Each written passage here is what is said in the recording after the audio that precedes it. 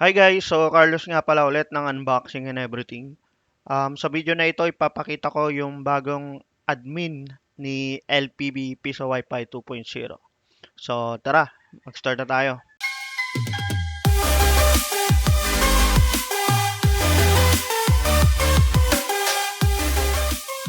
Okay guys, so ito mapapansin nyo, nakalagin na ako sa LPB 2.0 admin. Ayan, so makikita nyo, bagong-bago na siya guys. Ayan siya. Okay, so ginawa ko lang siyang white guys, yung themes niya para mas madaling makita. Okay. Pero kung gusto nyong palitan ng itim, ayan, eto lang siya guys. Ayan. So, nasa sa inyo kung anong trip nyong kulay. Okay guys, so dito tayo mag-start sa bagong dashboard ni LPB Piso Wi-Fi. Ayan. So, napakalinis niya at modern tingnan. Ayan. Tapos, meron siyang today sales, weekly sales, monthly sales, yearly sales. Okay. Tapos, analytics. And then yung system status naman, dito natin makikita kung ilang oras or buwan na up yung ating system. And then temp ng ating system. Tapos service status and coin slot. Okay? Okay guys, so dito naman tayo sa bandwidth usage. Ayan, so dito nyo makikita yung usage ng bendo nyo. Okay, so download, upload. Ayan siya. Tapos yung online user guys, ayan. So sa akin walang online guys kasi nag-build lang ako ng Orange Pi 1 na LPB 2.0. Ayan. Hindi ko muna siya tinest guys sa Orange Pi 03 ko guys kasi nakasaksak siya sa bendo na ginawa ko. Okay. Ayan. Tapos dito guys sa system resources makikita nyo ayan Orange Pi 1. Tapos yung mga process niya, memory, storage, and okay. So simple lang siya guys. Tsaka ang maganda rito guys, napakalinis tingnan niya. Okay? Ayan, so dito natin makikita yung mga kita natin everyday. Okay, so ayan, basic na lang to guys. Alam nyo na kung ano naman to. Okay, so time rates. Ayan, dito natin i-edit yung ating mga rates. Okay, pati sa data rates guys, dito rin ini-edit. Okay. O nga pala guys, gagawan ko ng mga separate video tong mga to.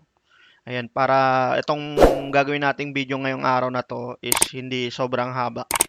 Okay, tsaka para mas madali nyo lang mahanap kung ano yung trip nyo na features ni LPB Piso Wi-Fi 2.0.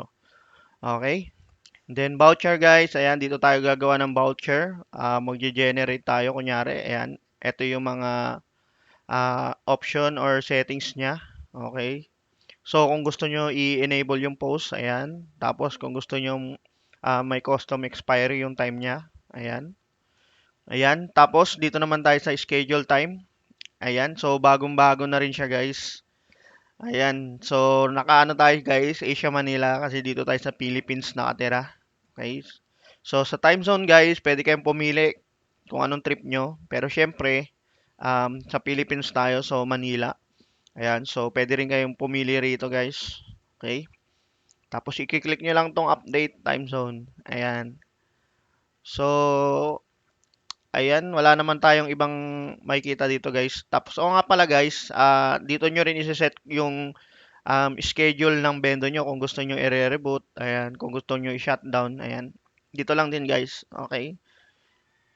E-loading. Ayan, wala tayong e-loading guys. Kailangan ng license. E-payments. Ayan, so ito yung inaabangan ko kung paano natin i-activate to. Okay, so kailangan kasi dito guys ng key. Ayan, so hintay pa tayo sa developer kung paano nag-work yung e-payments niya. Pero isa ito sa pinakamagandang features ni LPB 2.0. Okay? So, free time, ayan, alam nyo naman to. Dito tayo maglalagay kung gusto nyo ng libreng oras sa mga client natin. Kung gusto nyo ipatest, ayan, dito lang. Okay? Tapos, remote monitoring, ayan, ito na naman tayo. So, sa remote monitoring guys, may ngrok na tapos yung default na LPB and then zero tier. Okay, so magandang gamitin dito guys itong zero tier. Ayan, nagagamit ko na yan sa ibang piso wifi bendo ko. Okay? So ayan, centralized server, tingin ko ito yung sa mga sub-bendo natin.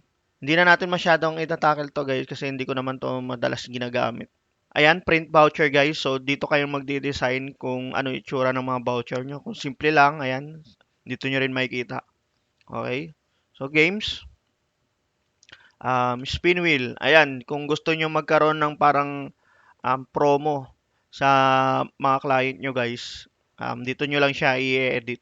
Okay? So ayan, may mga points dito guys. Tapos yung price ng wheel, yan, dito lang kayo mag-a-add kung ano yung, kunyari, time yung price ng wheel. Ayan, dito nyo lang ilalagay siya. Okay? And then, PPPoE server guys. So, ayan, kung gusto nyo gawing PPPoE server, yung LPB nyo, ayan. Dito lang din guys. Basic lang din to guys. So, ayan. Ito yung ano niya, yung portal pag maglalagin siya ng PPPoE. Ayan. So, makikita rin natin dito guys. Ayan. May PPPoE server ako guys, kaso ang gamit ko dito yung ano, Microtech, tapos naka 1.0 po na ako na OLT. So, hindi ko to siya ginagamit. Okay. So, sa tools, ayan, so may speed test tayo. Kung gusto nyo mag-speed test or i-test yung mga pumapasok na internet sa bendo nyo. Ayan, so maraming pagpipilian. Ayan, site blocking, kung gusto nyo mag-block ng mga website like mga, ayan, so dito lang siya. Ayan, wall garden guys, kung gusto nyong mag-bypass ng mga IP or website, ayan, dito lang siya ilalagay guys. Okay guys, so ito naman, multi-coin slot.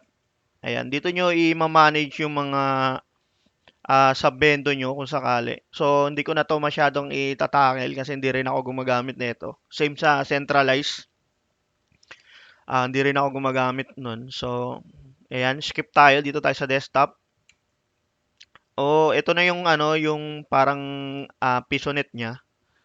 Okay, so skip tayo dito. Pati sa phone rental, guys. Ayan, so may sariling license key din pala tong phone rental. Or siguro hindi pa to na-activate yung akin. Kasi yung akin kasi trial lang yung gamit ko. So kung bibili kayo ng premium license, siguro automatic activated na rin to. Okay. So clients guys, so user, ayan dito natin makikita yung mga connected client natin sa Piso Wi-Fi. Ayan. So, pwede kayong mag-send ng time chat, tapos burahin yung oras nila. Okay? So, Mac control kung gusto nyong i-allow yung Mac nila para makalibreng internet sila. Okay? Tapos, network, 1. So, ayan, ito yung overview ng 1 natin. So, maraming setup dito, guys. Ayan, so, yung iba rito, guys, di natin alam. Ayan. Pero ano to siya, guys? Parang same sa Microtech. Ayan, may failover. Tapos, load balance. Okay, nasa sa inyo na guys kung um, trip nyo gamitin to. Pero ano to guys, magandang features din to guys kung wala kayong Microtech. Okay, so madami siya guys. Oh. Port forward, firewall, NAT, ayan. Diagnostic, ayan dito pwede kayong mag-ping. Ayan. So, naging ano na siya, yung LPB 2.0 parang naging Piso Wi-Fi / Microtech na din siya. Parang ganun yung tingin kong ano, naging features niya. Okay, so VLAN. So dito tayo magko-config ng VLAN. Ayan. Interface. Ayan, kung gusto nyong baguhin yung address ng piso wifi nyo, imbes na 10.0.0.1, ayan, pwede nyo baguhin. Tapos, yung anti-tethering or TTTL, ayan, dito rin natin i-enable para iwas sharing ng hotspot. Okay? Tapos, dito guys, ayan, max 3 lang nakalagay sa akin guys kasi trial lang yung gamit ko. Pero pagka yung premium license na unlimited na yan. Okay? Tapos, ito maganda rin to guys, oh, bago. Internet checking. So, i-check ng bendo kung may internet na pumapasok sa kanya. Pag wala, i-disable niya yung coin slot. Yan. Pag meron naman na, automatic i-enable niya. Tapos, not fixer. Para to sa mga ano, tingin ko sa mga broadband. Tapos yung login captcha, kung gusto nyo alisin yung captcha, disable nyo lang. Ad blocker guys, uy, ayos din to ah. Ito maganda rin to guys, ad block. Kasi madalas mga ano ngayon guys, mga Android games, ayan, tapos YouTube, ayan, may mga ads. So, ito, malaking ano talaga to guys, malaking tulong, lalo na rin sa mga ano, kung naka-broadband ka guys, tapos data lang yung internet mo, ayan, mas makakatipid ka sa data pagka naka-enable tong ad blocker. Ayan. So, ito, maganda rin to guys na i-check natin soon. Ayan, kung legit na walang ads pati sa YouTube. Okay. And then, speed limiter guys. Ayan, basic na yan. So, dito tayo magsiset ng global, tapos per user. Tapos yung port prioritization naman. Ayan, kung gusto nyo i-focus yung internet nyo for gaming. Ayan, so nandito na lahat guys. Tapos sa advance, depende rito kung kayo yung maglalagay ng ano, TCP, UDP ng games. Madali lang to guys. Okay. Same lang din to sa Microtech. May ganito rin siya Microtech. Okay. Tapos yung QoS niya, ayan. So para mabawasan yung latency ng ano, ng per user, kailangan naka-enable talaga to guys. Okay. Tapos layer, okay, same lang din talaga siya sa Microtech. Pero ang gamit ko dito sa Microtech, guys, itong ano, FU Codel. Ayan. Kasi ito, automatic na to agad, guys. O, kita nyo? Nag-disable na siya. Wala na kayong masyadong gagalawin dito, guys, pag naka-FU Codel na. Okay? Pero dito, guys, sa, ano, sa settings ni LPB, naka-recommended yung cake. Ayan. Okay? So, dito na lang tayo sa system, maintenance. So, ayan, dito nyo makikita yung mga details ng bendo nyo. Okay, ayan. So, akin, trial. Ayan. Tapos, kung ilan days na lang yung remaining. Ayan. So, kung premium license pala to guys, dito nyo rin makikita kung kailan mag-expire yung ano nyo, license nyo. Kasi nga, di ba, 1 year lang yung validity niya. Ayan. Tapos, kung mag-update kayo ng LPB 2.0, ayan, pwede rito, manual. Tapos, ito naman, online update. Ayan. And then system logs, ayan. So nandito lahat ng logs guys, mga naguhulog, kung sino yung nag-post, ayan. Ayan, halos lahat nandito na. Ayan. Tapos voucher log, okay. And then settings, ito naman yung settings ng coins natin. So ayan, naka-default na siya kagad. Ang di ko lang sure dito guys, pagka Orange Pi 03 na yung gagamitin natin. Kung kailangan natin magbago ng ano, ng pin. Okay, sa ibang ano kasi, sa ibang piece of Wi-Fi software, pinapalitan yung pin para mag-work yung Orange Pi 03. Okay, so dito hindi ko lang sure kung plug and play na rin siya. Okay, so relay, peripherals naman guys. Okay, so portal settings, ayan. So dito natin makikita yung mga nakalagay sa portal natin. So by time, by data, ayan, by voucher. Okay, so kung gusto nyo malinis yung ano nyo guys, yung portal nyo. Ayan, disable nyo lang to guys. Ayan, voucher, data range, data, ayan, voucher. Kung di kayo gumagamit ng voucher guys, disable nyo yung mga related na button sa voucher. Ayan, so ito lang yung mga naka-enable kung sakali. Ayan, chat box, pwede nyo rin disable or enable. Then, system settings, yung alarm. Okay, so kung magta-time na yung client, pwede mong enable. Tapos, auto reboot naman pag walang internet. Ayan, pwede ring enable. Tapos, session merge. Ayan, and then randomize MAC, auto sync. So, ito hindi ko lang sure kung goods na to ngayon. So, ang problema kasi dito guys, pag sa mga Android tsaka iPhone, mga naka-randomize yung MAC nila. So, pag naghulog ka ng coins, yung oras sa isang MAC, tapos pag nag-randomize, mawawala siya. Okay? Tapos yung post time validity hours. Okay, so parehas may post time din sa isa sa isang settings niya. So ito, how many hours before post time will resume. Okay, so set 0 to disable. Okay, so dito naman tayo sa branding. Ayan, so ito yung lalabas sa portal nyo guys pag maglalagay kayo ng brand. Kung babaguhin nyo, ayan, dito rin, pati mga announcement, ayan. Tapos, redirect URL after payment, ayan. So, eto guys, pag nagbayad kayo ng ano, ng, or nag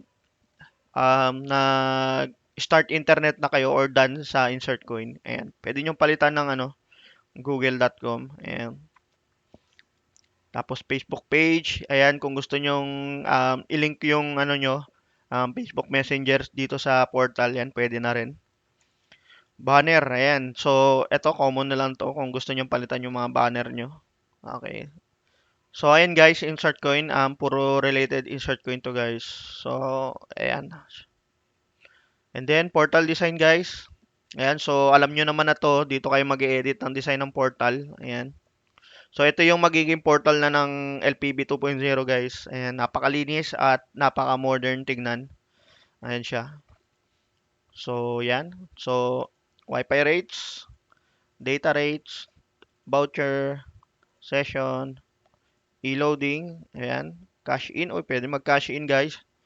E-payment, ayan, wala loading kasi hindi pa nakalagay yung key. Okay, tapos refresh natin. Spin a wheel. Ayan, dito lalabas yung parang spin niya guys. Okay. Tapos yung mga coding na gagamitin nyo, yan dito nyo lang din ilalagay. Okay, so dito na tayo sa backup and restore. So ito, kung gusto nyo mag-backup ng mga config, pwede. Tapos kung may backup config naman kayo guys, dito nyo lang din i-upload. Okay. Ngayon sa admin guys, may mga settings din dito guys. So account, dito nyo papalitan yung username at password ng LPB admin nyo. Okay. Tapos dito nyo makikita guys yung mga naka-enable na features sa license nyo. Tapos account manager naman guys, kung gusto nyo mag-create ng sub-account, ayan. Kung halimbawa may lalagyan ka ng bendo na sa isang location, ayan, pwede nyo sila gawa ng sub-account para yun lang yung i-access nila, tsaka para limited features lang yung makita nila sa admin. Okay, so ayan. So dito guys sa taas, dito kayo mag-shutdown or magre-reboot ng system. Ayan. Tapos dito guys, may parang chat. Ayan. So tingin ko dito lalabas yung ano, yung chat ng mga client nyo kung sakali. Ayan. Okay, kailangan pala naka-enable to guys para makita nyo yung mga chat ng mga client nyo. Okay, so yun yung mga features ni LPB 2.0 ngayon guys. Okay. So inuulit ko guys, so each features guys, balak ko gawan ng tutorial kung paano nagwo-work. Ayan, kung alin lang dito guys yung mga kaya kong gawin, gagawin ko para if ever na kailanganin nyo, madali nyo lang mahanap. Kunyari, dito sa time rates, ayan, naka-separate video kung paano maglagay ng time rates, ayan. So, ganun lang guys. Okay? So, yun lang guys. Kung hindi pa kayo nakapag-subscribe sa aming YouTube channel, unboxing and everything, subscribe na.